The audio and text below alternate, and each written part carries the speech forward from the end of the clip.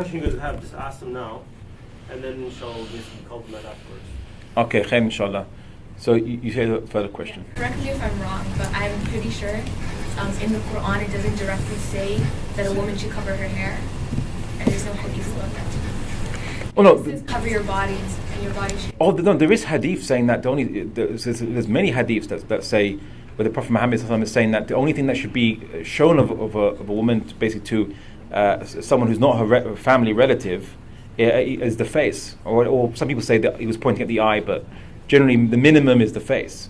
So there's no ambiguity of that, and the fact that every school of thought from every time of history has always had the same opinion shows there was no.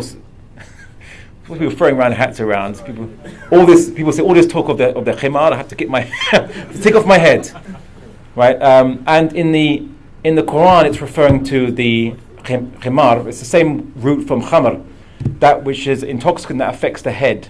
It's a head cloth, basically, right? So it's the same. It's referring to a head cloth. So it's saying you use your head cloth to basically cover the bosoms, but you can't fulfill that hukm if you're not wearing a head cloth in the first place.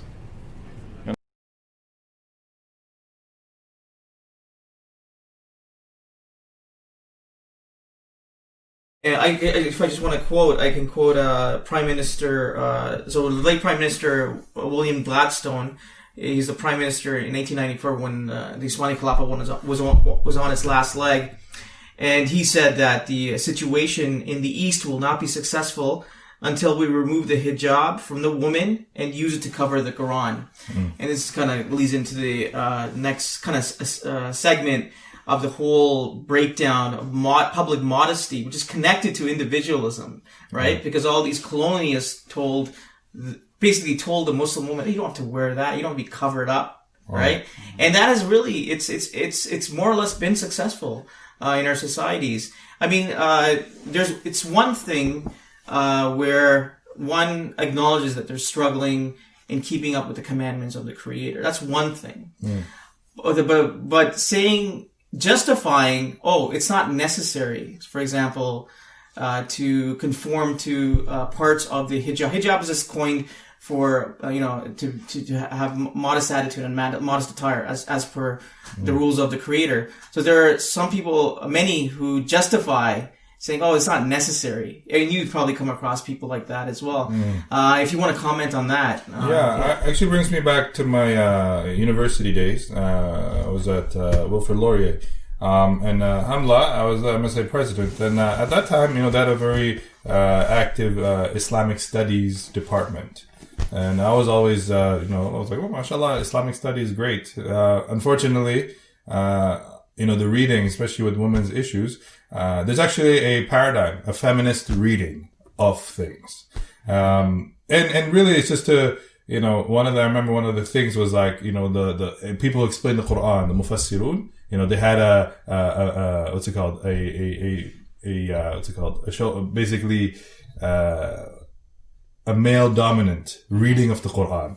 So therefore we need a feminine reading of the Qur'an. So as if these ulama, they were basically their chauvinism, a'udhu billah, basically made them make these opinions from themselves.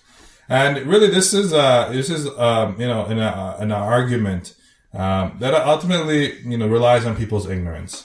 As an ummah, alhamdulillah, one of the key things is that Allah subhanahu wa ta'ala protected this book and also protected language that basically explains this book.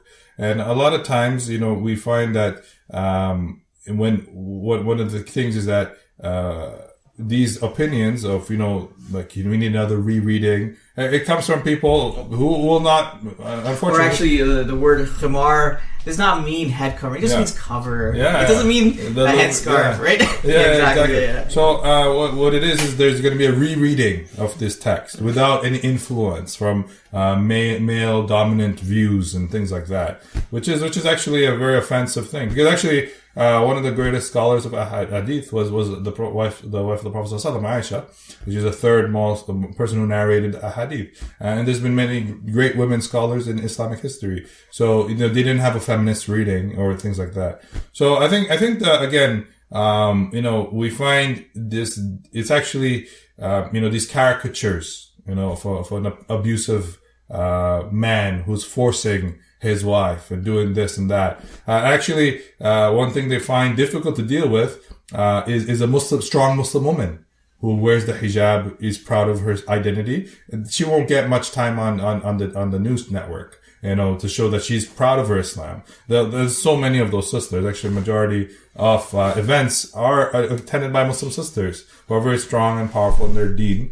But they won't entertain them. They won't entertain them on the TV shows, things like that. Rather, they'll bring, one or two cases, this woman, she was abused, XYZ. And basically these are some of these caricatures. And unfortunately, usage of caricatures to, make people to agree to things on an emotional basis, not on an intellectual basis. This is one of the key issues. So we need to definitely let, the Muslim women, the sisters know, that they have as much right to look into the Book of Allah and the Sunnah of the Prophet and read it, understand it, but, we cannot have these, rereadings, the feminist reading of the Qur'an. These are things which, have no philosophical basis, and fundamentally wrong.